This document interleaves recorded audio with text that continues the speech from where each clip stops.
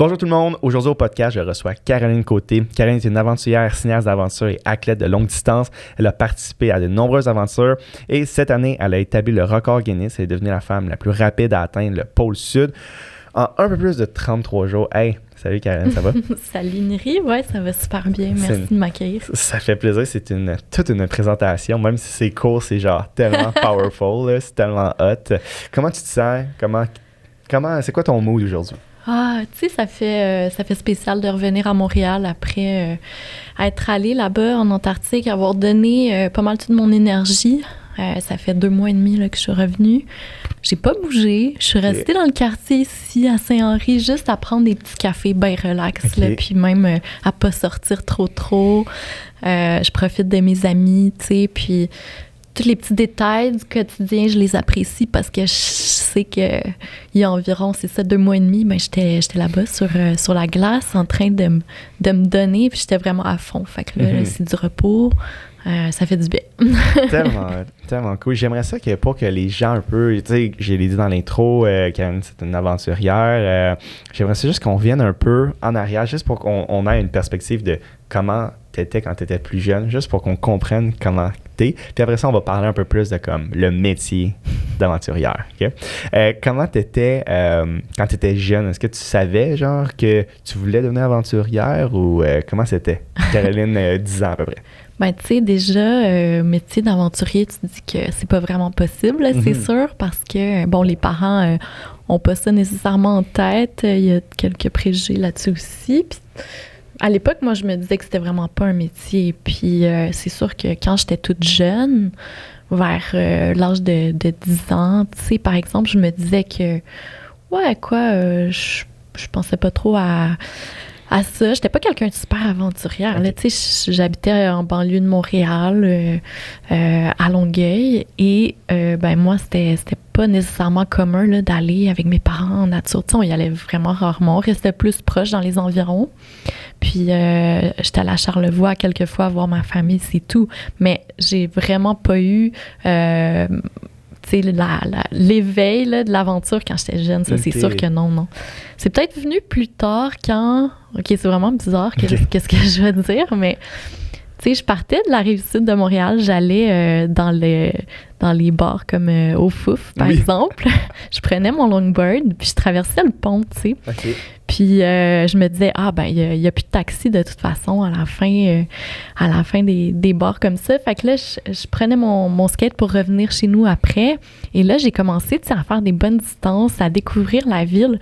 Puis en découvrant la ville, mais je découvrais aussi mes capacités, tu sais, physiques. Puis je me poussais vraiment là-dedans, là. Okay, ouais. Ça me permettait d'aller à plein de places. Puis j'ai commencé, tu sais, à me dire que je trouvais ça vraiment intéressant d'explorer et puis d'aller de plus en plus loin. Alors, j'ai eu disons que mon adolescence était quand même un peu spéciale. Tu sais, j'étais vraiment pas quelqu'un qui était j'étais un peu hors de... J'essayais d'avoir, tu sais, par exemple, des moments où je me confrontais. J'étais un peu...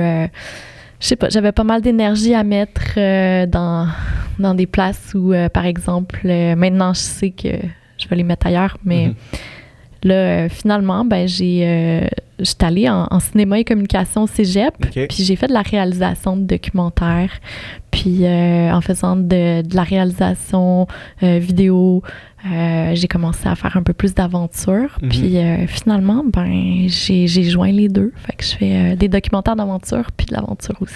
C'est tellement intéressant, puis je pense que les gens qui me connaissent, moi, ils vont dire genre, c'est la personne parfaite à qui tu veux parler, parce que genre, je tripe tellement sur ces deux aspects-là. Puis comment tu as réussi à comme venir dire, OK, je peux gagner ma vie avec ça? Est-ce que tu avais des jobs étudiantes pendant, au début quand tu es sorti, ou tout de suite tu avais assez de documentaires que tu disais, je peux vivre de ça, puis après ça, l'aventure aussi, tu le côté comme, comment tu peux monétiser des aventures, tu sais? Ouais, c'est ça. Je pensais vraiment pas que c'était possible de faire ça, là. Je pensais que l'aventure, ça allait rester ma passion. Et il y a un moment où il a fallu que je prenne une décision parce que là, je travaillais dans une espèce d'agence de production vidéo, très montréalaise. Tu sais, on faisait des vidéos corporatives, puis j'adorais ça. Pour vrai, c'était le cas. Là. J'aimais aller à la rencontre des gens ici en ville, mais finalement, on dirait qu'il manquait, c'est ça, le petit côté un peu plus extrême. Et c'est sûr que faire sa première aventure, tu sais, t'as pas de partenariat avec des compagnies, tu pars de rien, t'as pas de CV d'aventure, tu sais, puis je me suis dit qu'il fallait que je plonge, puis je commençais à me chercher un peu à Montréal, tu sais, je voyais plus vraiment le sens de ce que je faisais, comment moi je pouvais aider autour de moi, parce que c'était un peu ma quête. J'étais pas nécessairement dans mon domaine, fait que c'est là où... j'ai décidé de tout investir, ce que j'avais, comme argent à l'époque, ce qui n'était pas beaucoup. Tu sais, j'étais quand même jeune, j'avais autour de 23, 24 ans. Puis là, je me fais... en fait, j'entends parler d'une expédition en Antarctique. Puis là, je me dis, peut-être que je pourrais la joindre. Mais c'était mon copain à l'époque qui partait avec... c'était 4 autres aventuriers montréalais. Et là, je me dis, OK, je vais y aller à fond. Mais tu sais, j'avais pas d'expérience là, dans le domaine trop. Là. J'avais jamais dormi en tente nécessairement l'hiver, là, plus que 2 jours. Là, puis je savais que si je donnais tout ce que j'avais, peut-être que j'allais apprendre de ça. Puis j'allais peut-être pouvoir faire de l'aventure, une carrière. Mais bon, je partais vraiment de loin. Et là, je leur ai demandé, je peux-tu filmer cette aventure-là? C'était ma manière un peu pour moi de dire comment je pouvais contribuer à cette équipe-là, c'était des professionnels là, dans leur domaine. Fait que là, j'arrive en me disant, OK, peut-être qu'ils vont accepter, tu sais. Puis dans ma vie, c'est une des fois où je me suis fait dire non qui m'a le plus marqué. Ah ouais, hein? Tu sais, on a tout un moment sûrement dans notre carrière où on se fait dire non, là, ça arrive des fois, puis c'est bien correct, là. Mais moi, ça m'a marqué, puis je me suis vraiment remise en question. Mais c'est vrai que j'avais aucune expérience là, d'aller là-bas en Antarctique, d'être là pendant un mois. Et en me faisant dire non par le leader de l'expédition, c'était pour moi une manière d'apprendre sur la situation, puis aussi j'ai décidé d'apprendre tout ce qui me manquait pour partir en expédition. Puis c'est après avoir passé 2 mois d'apprentissage vraiment concret sur comment sortir quelqu'un en crevasse, par exemple, ou comment intervenir en situation où c'est des tempêtes quand même assez extrêmes à l'extérieur, tout ça, je suis allée me mettre à l'épreuve juste avant d'aller joindre cette expédition-là. Parce que finalement, le leader de l'équipe m'a dit, OK, avec tout ce que tu as fait, on est game de te prendre dans notre équipe. J'étais vraiment reconnaissante par rapport à ça. Il m'a laissé une chance, tu sais. Puis moi, je voulais me sentir bonne à leur niveau parce que je voulais aussi être là si jamais il se passait quelque chose avec eux. Tu sais, je voulais intervenir puis me sentir prête. Fait que c'était important pour moi de faire tout ça. Fait que j'arrive, je fais ma première expédition, puis là, ça a tout changé dans ma vie, Puis, à ce moment-là, est-ce que tu te dis comme, OK, là, je vais gagner ma vie avec ça. Puis là, c'est quoi les steps que t'entreprends pour pouvoir dire, OK, moi, ma vie à Montréal, dans cette compagnie de prod-là corporative me convient pas, je vais faire ça temps plein. Tu sais, c'est comme une chose d'avoir l'idée, mais après ça, c'est quelle action concrètement que tu peux faire? Ça a été une période, justement, pas assez challengeante parce que j'ai fait des allers-retours, tu sais, entre ma vie de Montréal puis la vie d'aventurière un peu. L'affaire, c'est que je me croyais pas là-dedans. Tu sais, j'y allais, mais comme par petites doses, je me disais, OK. Puis plus que je m'engageais dans ces grands défis-là, plus que j'investissais de l'argent au début, parce que c'est une manière pour moi de dire que je suis vraiment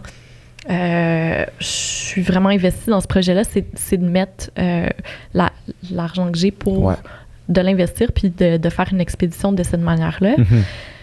Alors, les montants au début que j'ai mis dans ces expéditions-là, c'était énorme. Puis de moins en moins, au fil de ma carrière, là, j'arrive à en vivre bien. Mais au début, c'est moi là, vraiment qui investissais dans ces aventures-là. Payer un bateau à voile pour se rendre jusqu'en Antarctique en équipe, c'est quand même un coût impressionnant. La dernière expé là, que j'ai faite, c'était environ un gros 100 000 à investir dans le projet. Mais tu sais, tu as des retombées après qui peuvent arriver. Tu as les conférences, tu as des livres, tu as par exemple, des documentaires qui peuvent se faire. Donc, ça, pour moi, c'est une façon de faire mon expédition malgré tout, même si je pars de rien. Et j'ai décidé de faire quelques autres expés en me disant, OK, on verra qu'est-ce qui arrive après, mais de toute façon, moi, c'est ma passion, je vais y aller à fond. Donc, je me suis créé moi-même mon titre. Puis je pense que c'est quand j'ai dit mon titre de cinéaste d'aventure que là, ça a commencé à devenir réel parce que moi, je croyais en moi-même. Puis les gens aussi ont commencé à croire ce que je faisais. Parce qu'avant, j'étais pas sûre, puis j'étais toujours pas vraiment affirmée dans ce que je faisais. Alors, j'ai fait des expéditions canot, traversé une partie du Canada puis de l'Alaska en canot sur la Yukon. On a fait un documentaire avec ça, avec une équipe là-bas. Puis sinon, tranquillement, j'ai réussi à me sortir de la période quand même assez difficile où je devais des fois travailler dans la restauration ou dans les compagnies de production montréalaises pendant un certain temps avant de replonger. Mais là, j'y vais à fond. Puis c'est ça qui est le fun. Ah, c'est vraiment intéressant, c'est ça, parce que je pense que... Parce que je me dis, si, exemple, il y a des gens qui souhaitent un jour faire un peu des trucs comme toi, et tu sais, je pense que c'est normal que ça prenne du temps, puis que tu switches back and forth de... OK, là, j'ai toutes mis mes économies, il faut refouler les coffres, il faut faire whatever que tu peux refouler les coffres. Puis, tu sais, je pense qu'à 22 ans, 23 ans, tu aurais une expédition, je sais pas si tu aurais pu commencer à faire des tournées de conférences, puis écrire des livres, puis tout ça, tu sais. Fait que, est-ce que tu penses que c'est obligatoire pour un aventurier, aventurière de partir à faire des conférences, écrire des livres? Genre, c'est-tu comme le... Parce qu'on dirait qu'on en voit vraiment beaucoup. Est-ce que tu penses que c'est un chemin obligatoire? Tu sais, maintenant, je trouve... et moi-même, je suis un peu comme ça aussi. Des fois, on saute vraiment des limites, tu sais, on saute des étapes. Puis, il y a des choses, c'est correct que ça prend, tu sais, un certain temps avant d'obtenir ce qu'on veut. On va vivre certains défis, puis c'est à travers ces défis-là qu'on va apprendre. Puis des fois, de vouloir aller trop vite, tu sais, on passe par une étape qui est nécessaire, je trouve. Puis c'est sûr que à l'âge où j'étais, depuis les dernières années, tu sais, j'ai appris à me faire un CV d'aventure complet. Puis maintenant, je pense que les marques avec lesquelles je travaille, c'est des marques qui croient en ce que je fais avant tout. Et c'est pas nécessairement des marques qui vont vouloir, par exemple, du contenu photo ou vidéo sur les réseaux sociaux. Ils vont croire en ma possibilité d'affronter les défis tu sais, qui sont autour de moi ou que je fais en expédition. Et moi, j'essaie de m'entourer de gens comme ça parce que, oui, tu sais, tu as l'aspect marketing. Tu veux que ta marque se démarque, évidemment, sur les réseaux sociaux, mais parfois, moi, j'ai envie d'avoir une voix à travers leur message. Et pour moi, c'est vraiment important de collaborer de cette manière-là quand c'est des valeurs qui me conviennent. Voilà, tu sais pourquoi. Des fois, ouais, j'ai l'impression qu'on est jeune, on veut aller à un certain endroit, c'est super bon, mais je dirais que dans le processus, c'est vraiment aussi important de se bâtir tout le CV, tu sais, c'est des étapes nécessaires. Puis quand tu dis un CV d'aventure, ça comprend quoi? Est-ce que comment on se dit, OK, je commence mon CV d'aventure, par quoi commencer? Puis pourquoi prendre une décision d'aller vers une aventure ou non une autre? T'sais? Déjà, tu sais, on parle de valeurs puis tout ça, c'est qu'est-ce qui nous fait rêver nous-mêmes, tu sais, à l'intérieur de nous. Moi, c'est sûr que c'est les régions polaires là, qui me font vibrer et j'ai envie de me poser la question, qu'est-ce que je peux faire, moi, à ce niveau-là, pour avoir un impact? Mon but, c'est d'améliorer les choses dans ma communauté, par exemple à Montréal, au Québec. Qu'est-ce que je vais faire? Peut-être que c'est des toutes petites choses, tu sais. Peut-être que c'est de ramasser des fonds pour des organismes qui protègent nos hivers. Peut-être que c'est parler de la situation de la fonte des glaciers, autant dans le nord canadien ou en Antarctique, par exemple. J'essaie de donner des voix aussi, par exemple, à des aventurières qui n'ont pas la possibilité de s'exprimer, donner la voix aussi à des personnes de régions éloignées, les Inuits, par exemple, sur lesquels j'ai fait un projet documentaire récemment. ont une façon de voir le plein air ou en fait la nature d'une manière très différente de nous. Puis j'aime aller voir ces gens-là, j'aime apprendre, puis j'aime aussi dévoiler mes apprentissages dans des documentaires. Puis là, tu parles, par exemple, de donner la voix à d'autres aventurières, puis de faire des aventures pour se bâtir un CV. Mais là, je vais faire un lien avec ça, est-ce qu'il y a une compétition entre des aventuriers? Est-ce que dans le monde des aventuriers, il y a comme « Ah, lui, il est plus cool parce qu'il a fait ça » ou genre « Ah, moi, je suis pas assez cool parce que j'ai pas fait ça ». Y a-tu ce comme vibe-là ou c'est juste du bonheur puis de l'entraide? Ah, ben c'est sûr là, qu'il y en a. Là. Comme je te dirais, quand j'étais vraiment jeune, on dirait que je suis capable de le dire maintenant, mais avant, j'étais vraiment jalouse, puis j'étais en compétition avec tout le monde, tu sais, puis c'est un milieu, l'aventure du plein air au Québec qui est quand même assez petit, puis tu sais, je me créais un peu des défis pour satisfaire à des gens, mais en fait, c'était pas proche de mes valeurs du tout, là, c'était juste pour avoir la possibilité de satisfaire les goûts d'autres gens autour de moi, puis je me suis rendu compte que ça me prenait tellement d'énergie. Puis depuis quelques années, là, j'ai décroché tout ça, puis je fais vraiment juste mes rêves. C'est sûr qu'il y a une grosse compétition dans le monde de l'aventure, mais tu sais, il y a une compétition positive là-dedans, puis je dirais que c'est vraiment pas la norme là, d'avoir une compétition qui est plus axée sur le côté négatif. Là. C'est vraiment, ça nous pousse à aller plus loin. Chacun des aventuriers, dans le fond, ont une voix vraiment intéressante. Puis il y a toutes sortes de choses qui devraient dépasser cette compétition-là parce que c'est tout le monde, dès que tu pars dans le domaine d'aventure, tu peux avoir la chance de t'exprimer comme tu veux là, et qui tu es. Ouais. Puis, est-ce que tu crois que le domaine de l'aventure est saturé ou tu penses qu'il y a encore plein de place pour tout plein de genres d'aventures? Ben oui, on a tout le temps. Puis c'est la même chose avec un peu tous les domaines, tous les métiers aussi. C'est sûr qu'on en voit beaucoup passer, tu sais, du contenu sur les aventures, sur le plein air, mais peu importe, je pense que si on suit sa voie, ben ça va nous mener à une place qui est différente pour nous-mêmes. Puis le but, c'est pas nécessairement de faire des choses différentes, c'est peut-être de les vivre d'une façon intense, chacun de notre côté, puis d'en parler après, tu sais, c'est beau. Puis il y a de la place dans le domaine d'aventure pour faire des beaux projets parce que au final, c'est la mission de tout ça, c'est peut-être juste de se retrouver dehors puis de triper avec ses amis ou de se dépasser physiquement, de se dépasser mentalement. Tu sais, c'est peut-être ça le but de la chose. Tu sais. Puis, est-ce que tu parles de faire les choses, exemple, intensément ou même quand tu disais que tu travaillais dans la compagnie de production, il manquait un peu ce côté-là extrême. D'où vient ce besoin d'aller faire des choses plus extrêmes? J'ai eu envie de me dépasser ou peut-être de courir pas mal, tu sais, après mon adolescence où je dépensais mal mon énergie, tu sais, à cette période-là. Ben, tu sais, on sort beaucoup, on sait pas trop qu'est-ce qu'on veut faire de notre vie parfois, tu sais. En tout cas, moi, c'était mon cas à l'époque. Je sais qu'il y en a d'autres qui sont vraiment décidés par rapport à ce qu'ils veulent faire dans le futur. Puis, j'ai pas mis mon énergie aux bonnes places dans le sens que j'étais un peu... Ma voix n'était pas très claire, donc j'essayais de la trouver.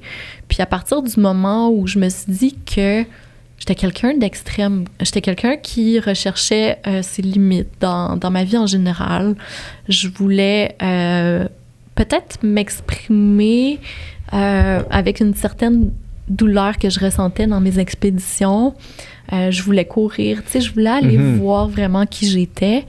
Et ça, je pensais que ça allait être juste une période de transition, mais au final, ça me suit encore aujourd'hui. J'ai besoin de ce côté-là que parfois on appelle extrême, mais c'est peut-être juste de se découvrir dans des moments d'adversité. C'est quoi extrême? Ça peut être difficile de poser ce regard-là sur quelqu'un, dire que quelqu'un est extrême, parce que au final, on a toutes des limites différentes, mais aussi... extrême, c'est pas nécessairement, tu sais, un mot qui représente nécessairement qui une personne peut être. Ouais, vraiment. Puis j'ai une question, j'ai tellement de questions là, qui me pop en plus que j'avais noté, mais par exemple, tu disais, tu sais, les marques que tu veux que les marques à qui tu t'associes, tu as une voix avec eux, tu puisses parler de tes valeurs, ça s'aligne avec tes valeurs. Mais exemple que tu as besoin, exemple ta prochaine expédition, ta prochaine aventure, tu dis je veux faire de quoi, puis disons que ça va coûter 1 million. Et puis tu es comme je veux le faire, mais c'est 1 million. Puis là, il y a une compagnie, exemple, qui s'aligne moyen avec tes valeurs, mais qui sont genre, nous, on va te financer au complet. Genre, exemple, mettons, je sais pas si ça s'aligne avec tes valeurs, mais mettons, Red Bull sont genre, parfait, nous, on va donner 1 million, pas de stress. Puis, genre, il n'y a pas de problème. Genre, tu fais qu'est-ce que tu veux, tu décides tout qu'est-ce que tu veux. Nous, t'as juste à porter du gear Red Bull, puis promouvoir nos Red Bull tout le long. Puis, je prends Red Bull, mais je veux pas attaquer personne. Là. Puis, est-ce que tu le fais parce que t'es comme, regarde, au moins, ça va me permettre de faire mon expédition, ou t'es comme, fucker, genre, je vais fuck Red Bull, je vais pas dire ça, mais comme, fuck cette compagnie-là fictive. C'est tellement des discussions que j'ai souvent, tu sais, avec mes amis qui font le même genre de métier. Ça peut être des débats, c'est extrêmement difficile de faire un choix face à ces demandes-là. Parfois, ça vient d'eux. Et c'est sûr que c'est souvent les compagnies qui ont le plus d'argent qui sont plus aptes à donner, aptes à vouloir redorer leur situation aussi. Ouais. Ça m'est arrivé pour l'expédition en Antarctique. Une compagnie veuille me supporter. Une compagnie qui faisait des travaux à une ampleur assez grande là, dans le domaine de la construction. Mais après avoir fait une recherche sur cette compagnie-là, je me suis rendu compte que c'était pas affilié à mes valeurs, malgré un montant très intéressant qu'ils voulaient m'offrir. Donc, j'en ai discuté clairement avec mon agent aussi qui m'aide beaucoup là-dedans. Puis c'est lui qui m'a rappelé puis il a dit, tu sais, Caro, je pense qu'on fait le mauvais choix. Puis depuis ce temps-là, je dis plus facilement non. Le but, c'est peut-être pas d'avoir la rémunération avant l'expédition, tu sais. Et c'est sûr que c'est vraiment alléchant là, de pouvoir avoir un montant qui te sert à tellement de choses, acheter le matériel, c'est énormément d'argent et tout ça.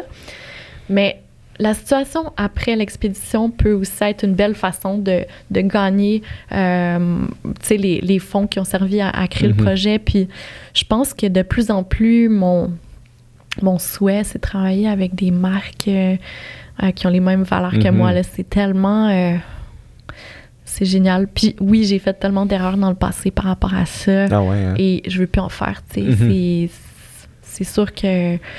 Maintenant, je prends le temps avec les gens, tu sais, puis des fois, c'est juste une rencontre qui permet de dire, tu sais, y a-tu un fit ou il y en a pas? Puis des fois, les deux sont comme non, tu sais, il y en a pas, puis c'est bien correct. C'est vrai, c'est intéressant, ça.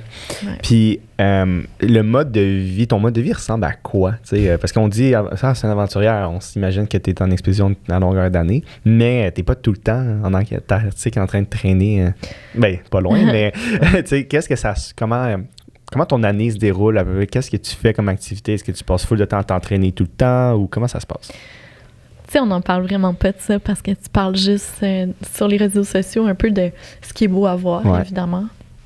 On le fait tout un peu. Et d'ailleurs, j'essaie de le faire moins, mais c'est dur. Tu sais, s'il y a des personnes qui suivent tes actions quand tu es sur un glacier, par exemple, qui suivent des expéditions que je fais, est-ce que je vais leur montrer ma vie de tous les jours? De plus en plus, j'essaie de le faire aussi à certains points parce que ça peut être un apprentissage. Ça peut aider les gens à démocratiser ça un peu. Mais je suis souvent sur mon ordi. Là, comme durant les derniers mois, j'ai passé plus que 40 heures sur mon ordi à faire du montage vidéo. Fait que c'est vraiment pas glorieux. Là. Je suis à l'intérieur dans une pièce sombre, puis je monte. Je reste effoirée sur mon divan à faire ça. Et c'est pas quelque chose que je mets de l'avant nécessairement, mais ça me prend énormément de temps, tu sais. Puis la recherche de partenaires aussi, les conversations, puis aussi la préparation à des conférences, tu sais. Pour moi, c'est difficile, ça me prend beaucoup de temps parce que je suis quelqu'un qui est quand même assez timide, donc je vais répéter beaucoup les choses qui sont dans tout ce qui n'est pas mes expéditions. Donc, je vais essayer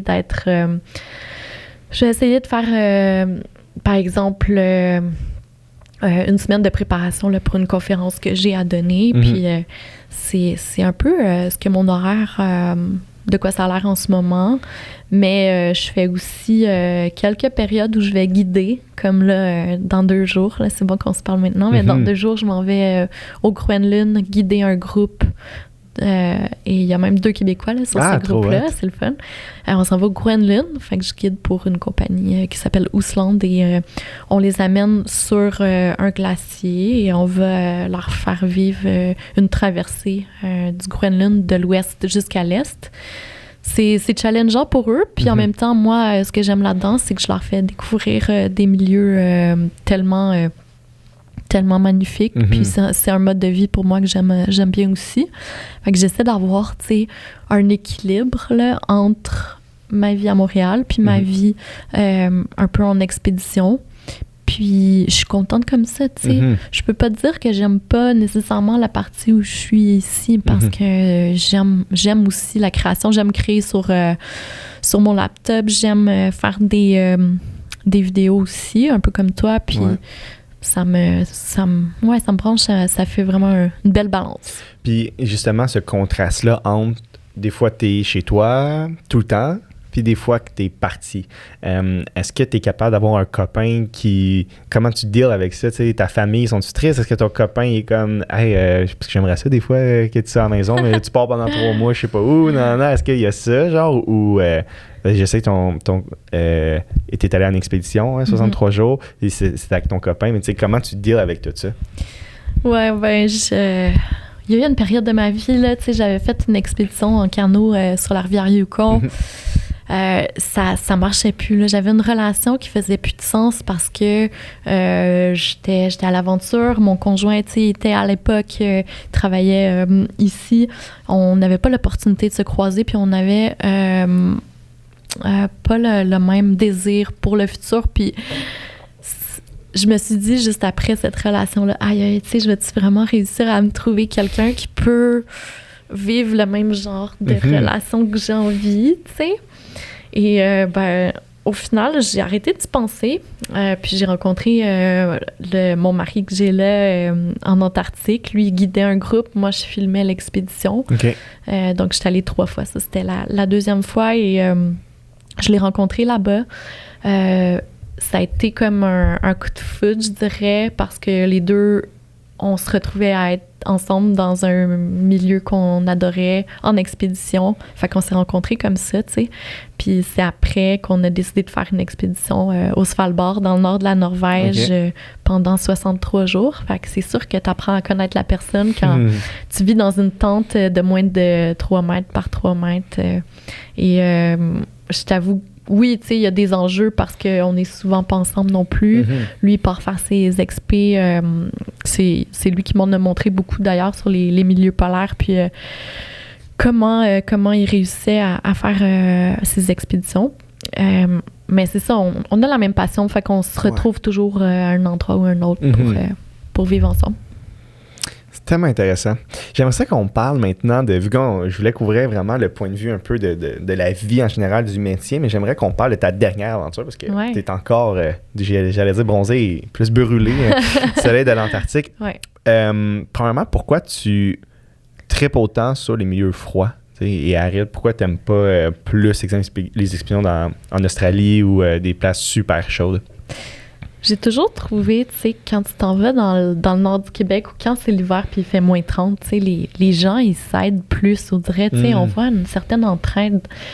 Puis je me suis dit que dans l'adversité, on dirait que ça rassemble les gens. Il y a quelque chose qui se passe où on se dit, OK, on est solidaires ensemble, puis on avance ensemble, puis juste par rapport à des problèmes d'auto, je vais t'aider à déneiger ton espace de stationnement, ou tu sais, on est un peuple qui aime aiment un peu l'hiver aussi, je veux dire. On l'accepte bien. Je sais qu'il y en a qui l'aiment pas, qui partent dans le sud aussi. Mais moi, mon but, c'est d'aller dans les régions polaires parce que c'est un endroit où on trouve qui on est vraiment. On en apprend sur nous-mêmes. On se surprend. Moi, j'étais allée en Antarctique pour découvrir vraiment à quel point je pouvais me débrouiller seule, tu sais, pendant 33 jours. S'il m'arrivait un problème, il n'y avait personne pour me dire « Ah, ben, tu sais, t'aurais dû faire comme ça, ça. » Je trouvais les solutions toute seule. Puis, en même temps, c'était bon pour moi de me faire confiance parce que maintenant, tu sais, ça m'amène du courage dans ma vie au quotidien. Je vois les choses différemment, puis je vois plus le stress de la même façon. Là. Avant, je rencontrais des gens, puis je bégayais un peu, là, puis j'étais vraiment super stressée.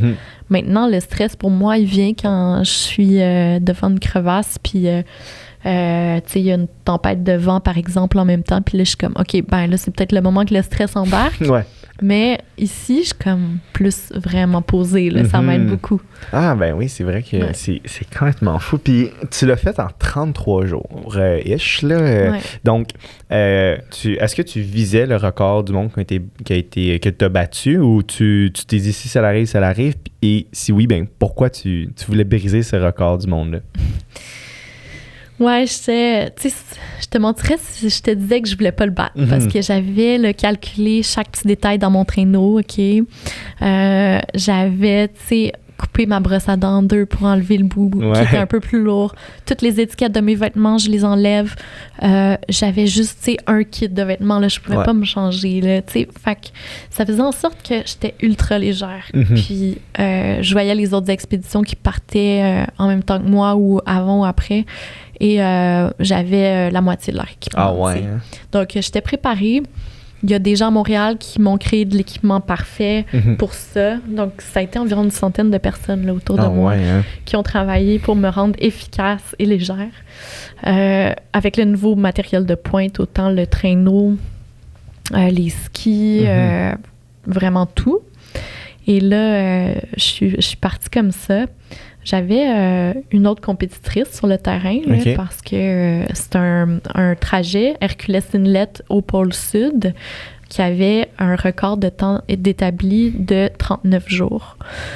Et il y a des femmes qui voulaient le battre, évidemment. Donc, moi, j'étais une de celles-là où il y avait aussi une Anglaise qui s'appelait Wendy Searle. Dans moi, ma préparation, je voulais pas trop y penser parce que ça me stressait énormément. Ah ouais, hein? Je veux dire, j'avais fait quelques expéditions avant, mais tu sais, c'est du gros stress quand tu dis que tu as payé autant d'argent, puis au final, est-ce que tu vas être capable d'aller jusqu'au bout? Est-ce que tu vas être capable de gagner, tu sais? Parce que je disais un peu que je voulais le réaliser, ce record-là. Alors, je me mettais dans un état d'esprit où j'avais vraiment peur parce qu'imagine si je gagnais pas, si j'arrivais pas au bout, mes partenaires, le fait qu'ils m'aient appuyé, je me disais, oh mon Dieu, tu sais, je veux pas que ça leur dérange, tu sais, je voulais pas être dans ce stress-là. Au final, j'ai réussi à faire les 33 jours, c'est 1130 km, donc environ une moyenne de 35 à peu près par jour. Fait que t'as un traîneau que tu traînes derrière toi toute la journée, tu te fais manger le soir, environ 6000 à 6500 calories, là, c'est genre 3 fois... Mais là, c'est ça, je veux qu'on parle de tout ça, là, c'est comme, je trouve ça trop intéressant. OK, attends, on va commencer par ton traîneau. Combien pesait ton traîneau quand t'es parti? 65 kilos, fait que c'est... ça semble beaucoup, mais en fait, c'est vraiment pas beaucoup comparé aux autres. Non, moi, j'avais entendu un gars que c'était comme 400 livres, son traîneau, de quoi de fou. Là, ça peut être fou, parce que ça monte rapidement. Tu sais, si tu regardes juste le nombre de nourriture que tu manges dans une journée à Montréal, mais là, tu le doubles ou tu le triples pour une expédition. Ensuite, tu as l'essence, tu sais, pour arriver à réchauffer ton eau là-bas. Puis le reste, ben, ta tente. Fait que ça monte vite, là. C'est fou, là. Puis est-ce que, tu sais, là, tu disais que tu avais coupé ta brosse à dents en deux pour éviter du poids, tu sais. Mettons, tu sais, je sais que je vais en parler aussi tantôt, mais il y a des grosses tempêtes qui peuvent arriver de vent. Puis mettons que tu accroches mal ta tente ou pendant que tu es en train de monter ta tente, elle s'en va, là, tu sais, ta tente. Est-ce que tu es prête à mourir, genre, à ce moment-là, ou qu'est-ce qui se passe? Tu sais, avant l'expédition, je pense qu'il faut que tu te mettes en tête que tout peut arriver. Fait que moi, j'ai dit bye à ma famille. Les gens que j'aimais autour de moi, je leur ai mentionné que j'allais partir, ça allait être sérieux, tu sais. Mais en même temps, je me suis préparée pour ça. Il y a des trucs aussi qu'on a face aux tempêtes. On est toujours prêt à entrer dans un abri qu'on se fait là-bas, tu sais, s'il arrive quelque chose. Il y a des prédictions, des prévisions météo aussi qui peuvent être données. Donc, je travaille avec des pros qui me donnent la météo à chaque jour.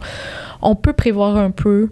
Puis dans cette expédition-là aussi, je pouvais appeler en cas d'urgence. Peut-être qu'il allait pouvoir venir me chercher en avion si jamais il y avait quelque chose. Mais c'est sûr que tu es dans ta petite tente. C'est de la toile. Si tu la poses mal, c'est vrai, là, tu sais, il y a des conséquences à ça. Donc, chaque petit détail peut te donner de la force ou peut t'amener vraiment à devoir... peser sur le bouton rouge là, si jamais tu as besoin de secours. Fait que la limite entre « OK, je peux continuer » et « Oh non, il faut que j'abandonne » est très mince à certains moments. Tu sais, comme je te disais tantôt, il y a souvent des matins où je commençais la journée en pleurant. Puis, tu sais, je veux dire, je suis pas gênée de le dire, là, c'était des moins 30, des moins 34 que j'avais à la fin. Tu te retrouves à te demander pourquoi tu es là. Tu sais, ton but, si c'est juste d'arriver au pôle sud, ben peut-être que, tu sais, moi, ça m'encourageait pas à vouloir continuer. Il fallait que je me motive en me disant, ben il y a peut-être quelque chose de plus gros que je veux de cette aventure-là, puis il fallait que je le trouve, parce que sinon, c'est sûr que tu abandonnes, là, tu sais. C'est dingue, puis est-ce que, parce que le paysage doit être aliénant, tu sais, juste blanc tout le temps, puis quand il doit y avoir des tempêtes, ça doit juste être juste blanc de chez blanc, tu sais. Fait que, c'est quoi, tu regardes ta boussole sans arrêt, puis tu avances pendant ton GPS, puis tu regardes par en avant, ou... Parce que là, je sais que tu avais de la musique. Comment tu passais le temps? Parce que tu as juste ça à marcher toute la journée. C'est vrai que aliénant, c'est un bon mot pour décrire le paysage là-bas, parce que c'est des masses de neige blanche. Il n'y a aucune montagne, hein, parce qu'on est vraiment... on s'en va vers le pôle. C'est tout blanc. C'est énorme. On voit pas vraiment de différence entre quand on arrive le soir, après une journée, entre ce soir-là et le lendemain où on est allé une journée, 2 journées, 3 journées après. Il y a des grosses structures de glace au sol. Donc ça, c'est comme des vagues dans le fond de l'océan. Tu sais, par exemple, là, quand on pense à ça, c'est des petites collines de neige, mais vraiment, il n'y a pas grand-chose là-bas. Donc, ça devient rapidement difficile pour l'esprit de rester motivé à continuer. C'est sûr que j'avais quelques bons balados en réserve sur mon iPhone, mais ils ont arrêté de fonctionner après 30 jours, à la limite de Spotify. Ça a été difficile à ce moment-là, mais il faut que j'ai en tête à chaque fois que je vais aller jusqu'au bout. Et le temps en expédition, c'est complexe, c'est pas la même chose que le temps ici à Montréal. Fait que j'avance en période de 1 heure, donc à chaque 1 heure, je vais prendre une grosse collation de chocolat. Je vais pas avoir là le temps de prendre plus que 5 minutes parce que sinon je gèle sur place, là, on s'entend. Donc je vais pas dîner, je vais juste continuer. Donc chaque 1 heure, 5 minutes, chaque 1 heure, 5 minutes, jusqu'à la fin de la journée, pendant 9 heures, et ainsi de suite. Et là, tu manges ton souper le soir, puis tu dors. Mais c'est ça, je voulais savoir pour l'alimentation. Comment tu t'es préparé pour ton alimentation? Tu disais 6000 calories par jour, tu manges, mais tu sais, traîner 6000 calories par jour, c'est énorme pendant 30 quelques jours. Comment, c'est quoi que tu mangeais? Tu disais du chocolat, tu mangeais-tu du chocolat à longueur de journée jusqu'à ton souper chaque jour? Ou... La nutrition. C'est fou qu'on y pense. Je sais pas si les gens réalisent, là, genre, pensez-y, là, pensez à l'hiver là, qu'on a eu, le gros froid qu'on a eu, il faisait ressenti, moins 35 ressenti, là, ici, puis genre, tout le monde capotait, là. Imaginez plus froid que ça tout le temps pendant 33 jours. Je sais pas si le monde réalise à quel point c'est dingue, là. Ah, c'est... Tu sais, ça percute, là, tu sais, je veux dire, le fait de se dire qu'on n'a pas aussi de porte de sortie. On peut pas se dire, OK, ben demain, ça va être moins pire. Là. Non, c'est un mois comme ça. C'est ce qui est le plus difficile. Et quand il y a du vent, en plus de la température froide, là, tu te retrouves à dire, OK, ben c'est limite, mais... le temps, est-ce que tu savais le ressenti? C'était combien quand il y avait du gros vent? Écoute, la température réelle était souvent de moins 30, donc après, les calculs, je les avais pas, là, tu sais. Mais, ouais, j'avais... c'est sûr que le ressenti de vent, là, ça devait être vraiment assez rough. Mais tu sais, avec les calories qu'on mange, il y a une partie des calories qui va aussi dans notre graisse. Ouais. Donc, ça réchauffe énormément de bien manger. Ensuite, la nuit, je suis dans une tente où le soleil aussi réchauffe le petit habitacle. En Antarctique, c'est un soleil qui est là toute la journée et toute la nuit, qui va réchauffer vraiment un peu plus qu'ailleurs dans le monde, là. Donc, je me retrouve à être quand même assez confortable. Mais... si on parle de contrôle, par exemple, sur nos orteils avec les engelures qu'on peut avoir, les doigts, il n'y a pas de retour en arrière. Non, on arrête l'expé puis on revient à la maison. Mais là, je voulais... OK, ouais, on va parler des engelures parce que je trouve ça trop intéressant. Mais côté nourriture, qu'est-ce que tu mangeais pendant tes journées le soir? C'est quoi ton menu? Là? Alors, tu essaies déjà de trouver quelque chose qui te branche, mais comme... que tu vas manger pareil presque pendant toutes ces journées-là, il faut vraiment que tu aimes ça. Faut que tu fasses des tests à la maison. Puis ça va être jamais la même chose parce que je vais tester, mettons, un gruau que je vais me faire ici à Montréal. Je vais trouver ça dégueulasse parce qu'il faut que j'ajoute vraiment beaucoup de sucre. Mais quand tu t'en vas dehors puis tu passes la nuit dehors, tu manges ça puis t'es comme « Ah, c'est tellement bon, c'est pas trop sucré, c'est bizarre. » Fait que j'avais des gros déjeuners comme ça. Ensuite, j'allais aussi avoir des chips, puis j'allais avoir beaucoup de noix pendant la journée. Puis, j'avais amené aussi beaucoup de beurre. Fait que des briques de beurre que je vais croquer à la fin de l'expédition parce que j'arrive pas à retrouver mon énergie puis ma chaleur. Fait que là, je commence à manger du beurre. Est-ce que ça te levait le cœur ou non. Tu cravais du beurre, là. Ouais, hein? Ouais, t'es vraiment comme « Oh mon Dieu, il faut que j'en mange. C'est comme un manque. Puis c'est vrai que les goûts se transforment vraiment. Mais je me faisais des super bons soupers, tu sais. Puis c'est un gars de Louisville qui a une compagnie, ça s'appelle Tréco, puis il m'a préparé des repas comme ça, de fort calories, fort en calories. Et il faut que tu te réveilles aussi souvent dans la nuit parce que parfois t'as froid et là, juste de manger, dans le fond, ça te remet une dose de chaleur. Là. Tu mangeais quoi la nuit, mettons, si tu te réveillais? Tu peux manger, tu sais, il y a tellement de choses, mais par exemple... juste une bonne barre de chocolat, tu sais, il n'y a pas de limite parce que si tu manges pas, tu t'offres pas. Non, c'est ça. Puis là, on parle pas de comme se tenir en forme, je veux bien manger, c'est genre, il faut que je mange des calories. Puis est-ce que tu t'as pris beaucoup de poids avant d'y aller? T'as-tu mis beaucoup de graisse sur ton corps avant de partir? Il y a des gens qui se préparent comme ça. Je le faisais comme ça avant aussi.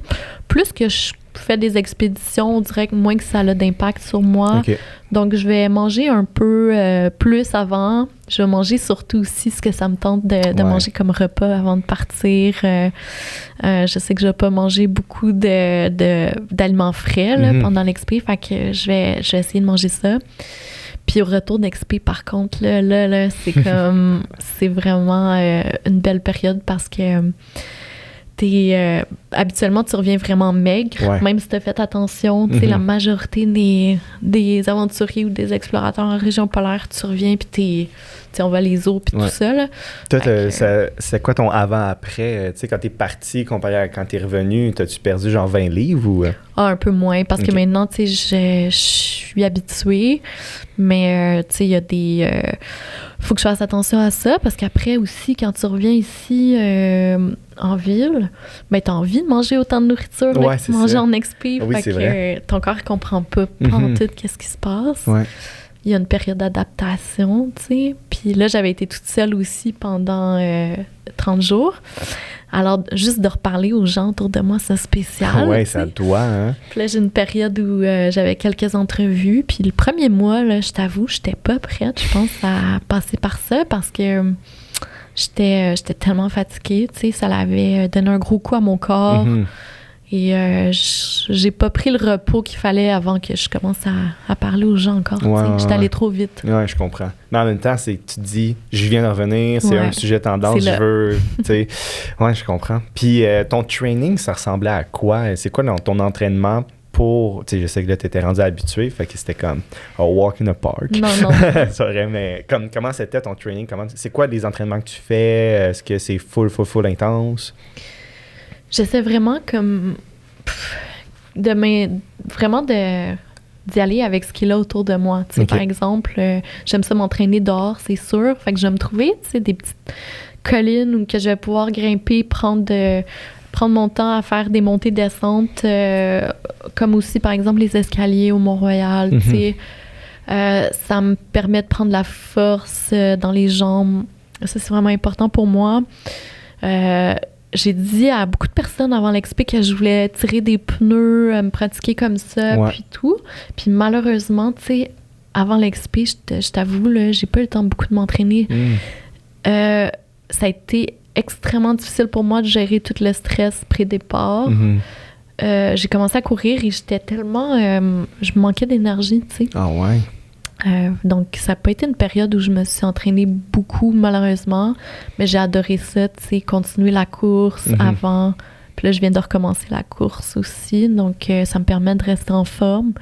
Puis sur le terrain aussi, tu sais, tu fais 1 journée, 2 journées, 3 journées, puis tu commences à te sentir entraîné. J'aurais aimé ça, faire ces journées-là un peu avant, mais au final, tu sais, j'ai repris là-bas sur place. C'est tellement intéressant. J'écoutais je lis en ce moment un des livres de Sarah Marquis, puis elle disait que elle trouvait qu'elle savait pas assez entraîner, puis tout ça, puis elle était déçue parce qu'elle était comme putain, mon sac est lourd, mais après ça, elle s'est rappelé que quelqu'un y avait dit hey, c'est juste les 200 premiers pas ou 200 premiers kilomètres, mettons. Le training, genre après ça, c'est comme ça change plus rien. Genre, c'est ça qu'elle avait dit. Je trouvais ça tellement intéressant, tu sais. Ouais, c'est quelqu'un que j'aime bien, Sarah Marquis, qui est une aventurière belge, je crois. Suisse, OK, ouais.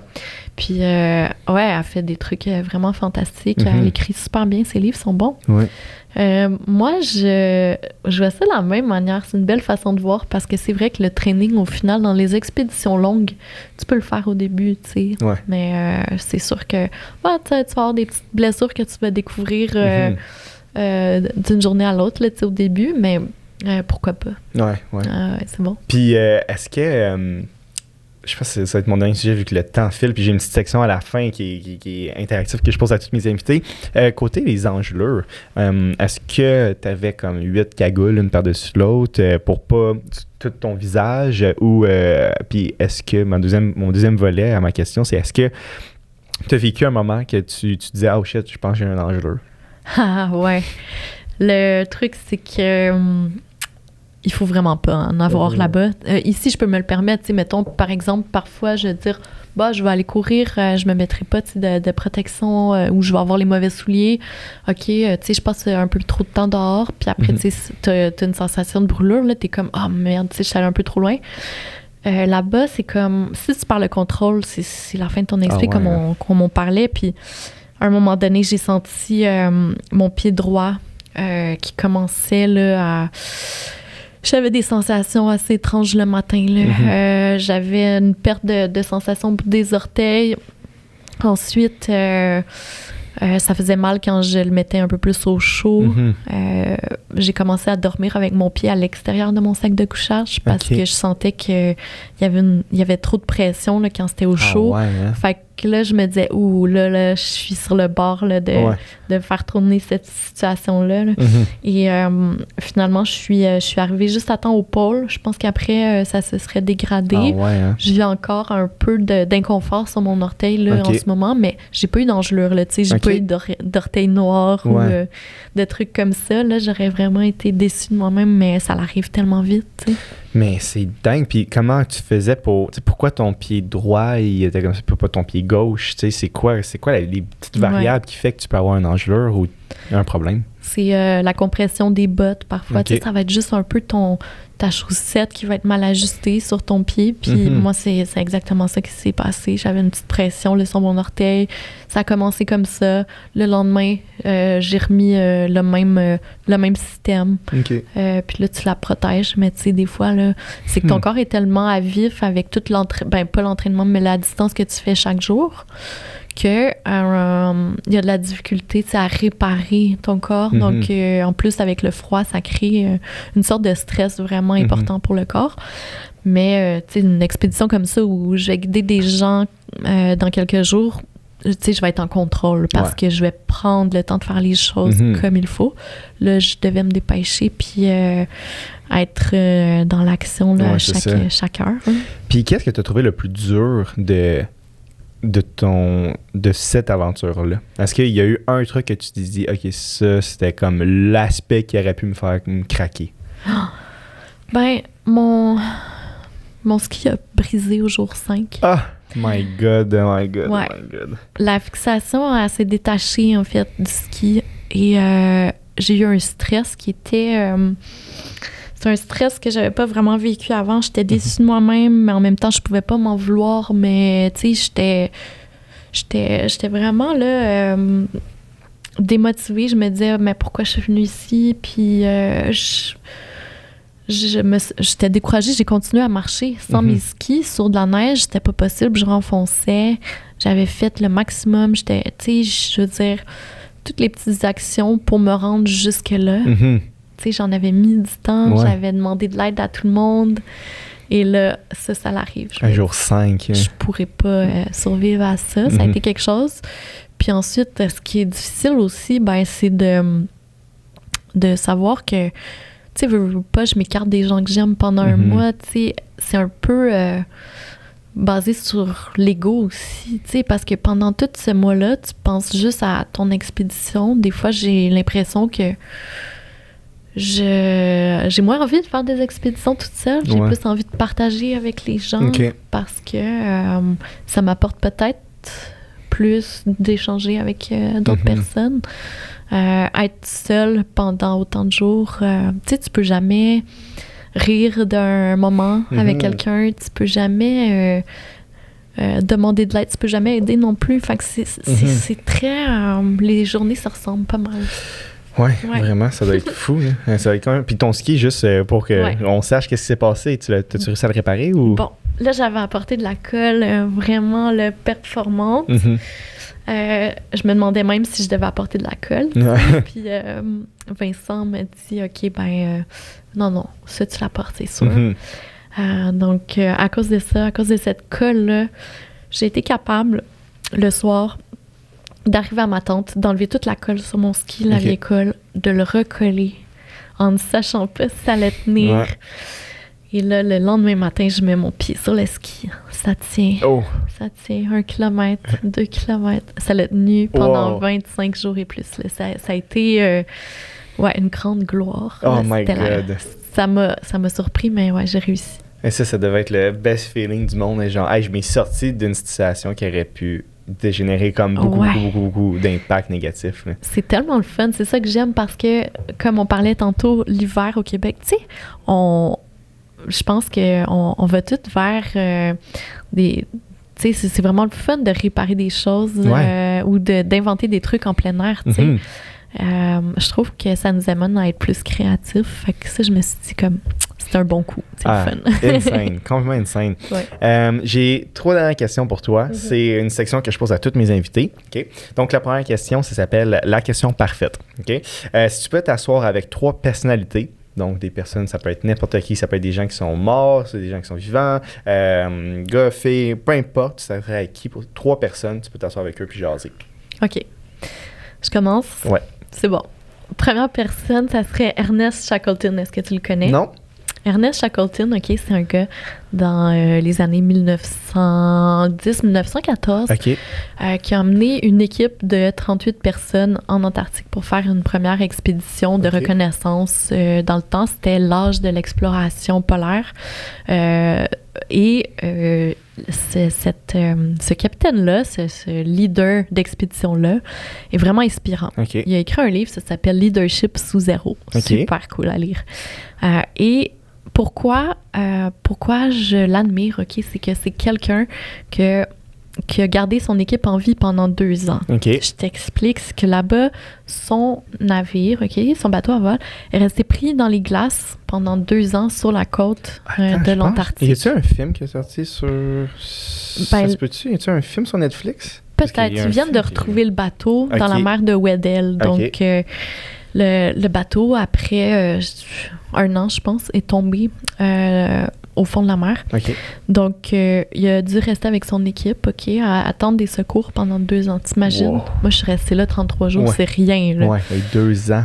Ouais. Puis, il explique que c'est grâce, dans le fond, au fait que son équipe était préparée. Dans le journal, je pense qu'il vient de Londres, il avait demandé à trouver des gens. Il avait fait un petit papier, un petit encadré qui disait « Je recherche des gens qui sont prêts à partir dans un endroit où on ne sait jamais si on va revenir. Les gens qui vont venir avec moi, je voudrais qu'ils comprennent qu'ils n'auront pas un gros salaire, qu'ils vont vivre pendant la nuit noire pendant vraiment longtemps. » Donc, il a préparé son équipe, puis elle était prête. Nice. Et l'histoire vraiment... intéressante. Deuxième personne, je dirais que ça serait Anna McKeen. Donc, Anna McKeen, c'est une Américaine qui s'occupe de la base de recherche au pôle Sud. Fait qu'il y a des gens qui restent pendant toute l'année là-bas. C'est une base de recherche qui est vraiment là où je suis arrivée au pôle Sud. Donc, elle s'occupe de la base au complet. Moi, je suis rentrée dans la base scientifique. Donc, là-bas, il y a un jardin à l'intérieur. Il y a un spa. Ouais, je savais vraiment pas. Puis, ils font des recherches vraiment spéciales et secrètes. Et c'est vraiment intéressant. Ils ont même un gym. Donc, cette personne-là, j'aimerais ça lui poser plein de questions. Elle était là quand je suis arrivée parce que c'est aussi celle qui a fait un précédent record de la même distance que moi. Une fille vraiment, vraiment intéressante. Et je dirais, la troisième personne, ça serait peut-être quelqu'un comme Cousteau ou Jimmy Chin, Il n'y a pas trop de lien entre les deux, mais quelqu'un qui a passé sa vie à prendre des images puis à les mettre à l'écran dans un domaine soit d'aventure ou plus pour ce qui concerne l'environnement. Je trouve que j'aurais tellement à apprendre d'eux, autant au niveau technique qu'au niveau... de la spiritualité derrière leur travail, là, c'est quand même assez fou. Ouais, je pense que ça serait un souper que j'aimerais vraiment être là, moi aussi. Je trouverais ça tellement hot. Cool, vraiment hot. Tu pourrais avoir Jimmy Chin comme prochain invité. Ça serait tellement... ce serait dingue. Ma deuxième section, c'est réponse rapide. Fait que je te pose une question, tu réponds le plus rapidement possible. Ouais. Ton projet le plus marquant? Pull of the North. Mon projet de canot que je te parlais tout à l'heure. Au Yukon. Ouais. Le plus bel achat de ta vie? Ma première caméra vidéo, c'était pas la meilleure. C'est quoi le modèle, si tu me dis? C'était S2, Sony. Un petit truc qui m'a amené à faire plein de projets. Puis ça a été ça, ouais. Très hot. Un rêve secret?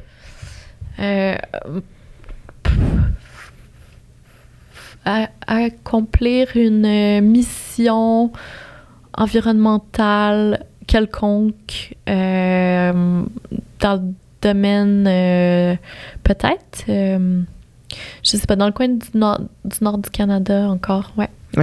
Ta meilleure habitude de vie? J'en ai pas beaucoup des habitudes de vie. Mais courir, c'est déjà... Ouais. La lecture, là... La lecture, ça me stabilise, puis ça me demande de revenir au calme. Ça, j'adore ça. Fait que ça pourrait être ça. Cool, dans la section, c'est under ou overrated. Fait que je te dis un sujet, puis tu me dis si d'après toi, tu trouves dans la société, les gens traitent trop là-dessus ou traitent pas assez là-dessus. OK, ça va aller vite, OK? La télévision. Over. Les livres audio. Underrated. Les YouTube vidéos. Oh, je vais dire under. Facebook. Over, non. Avoir des abonnés. Over. Des conférences virtuelles. Oh, over. Des TikTok. Over, mais je suis pas sur TikTok. OK. La ville de Montréal. Underrated. Under. Et le dernier, les voyages. Ben là, c'est dur. OK, je m'abstiens pour le dernier. OK. Parce que, tu sais, je pense qu'on peut faire... On peut faire des micro-aventures plus près de la maison. Fait que je pense qu'on peut tellement découvrir notre milieu de vie avant de vouloir voyager. Puis c'est ce que j'essaie de faire dans les prochaines années, je pense. C'est tellement intéressant. Mylène Paquette, c'est la dernière personne que j'ai interviewée. Ouais. Elle était à la même place que toi. Elle a dit la même Non. réponse que toi, je te jure. Elle a dit c'est overrated de voyager partout en avion, partout dans le monde, quand on peut voyager ici. C'est vrai, tu sais. Tellement fou. Ouais, mais merci beaucoup, Karine. Merci, allez voir le Instagram, Karine. Est-ce qu'il y a d'autres choses que les gens peuvent aller voir de toi en ce moment ou dans les prochains mois? Ouais, ben là, je prépare des conférences sur l'Antarctique. Puis aussi, je viens de faire un documentaire sur la coureuse Anne Bouchard, une coureuse en trail. Et là, on est dans la projection de ce documentaire-là un peu partout au Québec. Après, je me planche sur d'autres projets d'expédition, mais rien de décidé, là, je relaxe à la maison. Super. Donc, merci beaucoup, Karine. C'était vraiment cool. Merci. Je te souhaite tout le succès dans tous tes projets et tes aventures. Merci, là.